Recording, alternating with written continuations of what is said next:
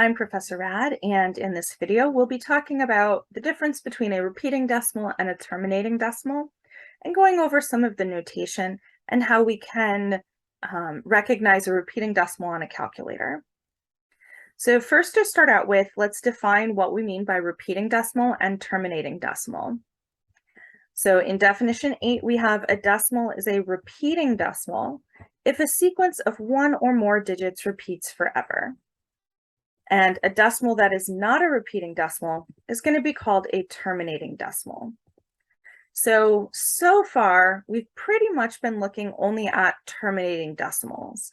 So if we have something like 0.12, which would be 12 hundredths, that's a decimal that terminates, it ends. It has two digits after the decimal point, 1 and 2, so that means it's a terminating decimal. So let's take a look at this note 12 here to look at some ways that you can write or represent a repeating decimal. So two common ways of representing a repeating decimal include writing the repeating sequence 3 times, followed by an ellipsis. So an ellipsis is this ... that you can see on these 3 examples I have here. So 0.333 ... means that this decimal is repeating forever with 3s. So this is really the decimal 0.333333333333333 and so on. You get the point, I hope. The decimal point. Hey. So anyway, here we have our 3s that are just going to be repeating forever. On this next example I've written out here, we have 16.212121 ... So in this case, the 2 followed by a 1 is going to be repeating. We have a 2, then a 1, a 2, then a 1, a 2, then a 1, and this will continue forever. Now this last one is a little bit ambiguous. So we have 4.32555 ...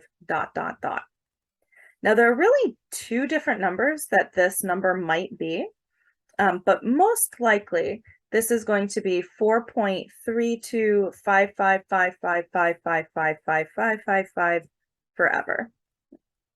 If we wanted this to be 32.555, 32.555, 32.555, we'd want to have to list that entire sequence out 3 times. So this one, because the 5 is what's repeating, that's going to be the component of this number that repeats forever. But you can see that ... can be a little bit ambiguous or confusing. So another notation that can be used to indicate a repeating decimal is using a bar. So the bar is placed over whatever digit repeats. So for example, another way to write 0.333 ... would be to write 0.3 with a bar or a line over the 3. So this line is indicating that this 3 is going to repeat forever after the decimal point. On the second example, we had 16 point and then the 21 repeated. So we could write that as 16 point and then have our 21 with the bar over the 21, since the 21 is what gets repeated. And then for this last one, we can see that the bar is only going over the 5 because only the 5 is what got repeated on this number. So we have 4.32 and then 5 has the line over it. So let's go ahead and work through an example with our calculator and see what it looks like when your calculator gives you a repeating decimal. So I've pulled up the calculator on my computer here. Now, as we've mentioned before, every calculator might give you a slightly different answer.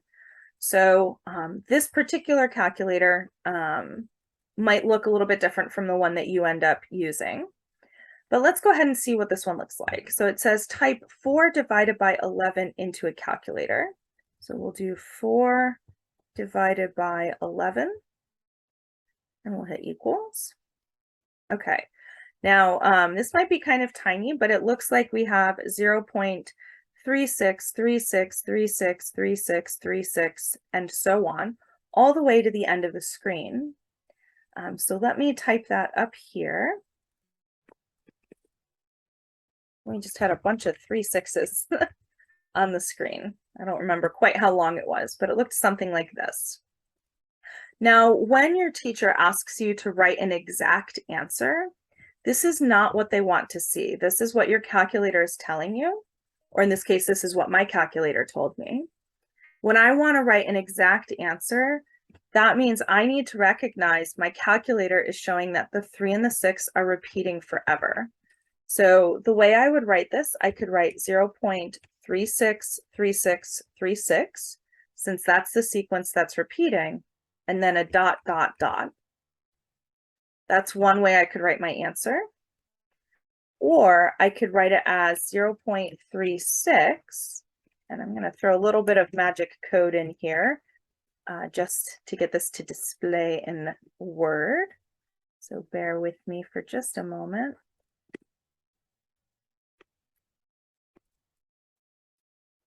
There we go. All right, cool. So the other way we could display this would be 0.36 with a line over the 3 and the 6.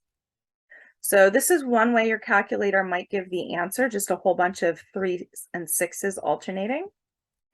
Another way your calculator might give this answer to you is something like this. Maybe you have a 3 6 3 6 3 6 3 6.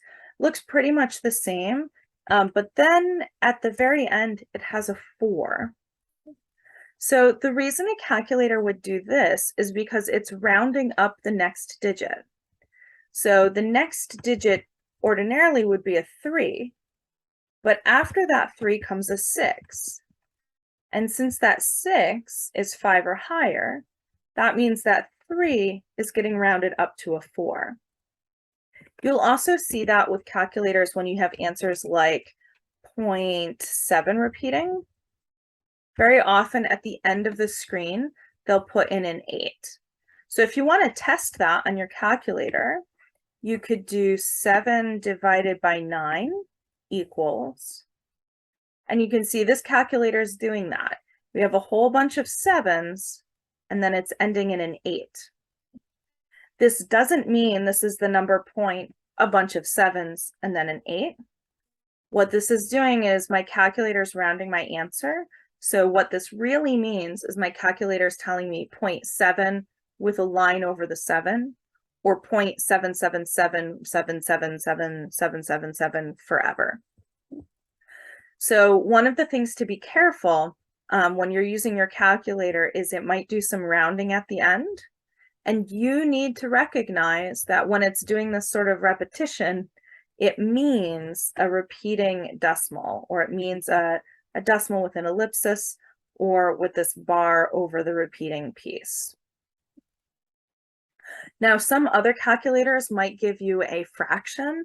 That means your calculator is set up to prefer fractions over decimals, and you want to consult your calculator's manual, or you can talk with your teacher. So if I'm your teacher, you can talk with me about how to get your fraction to give, or your calculator to give you decimal answers instead of fraction answers in this case.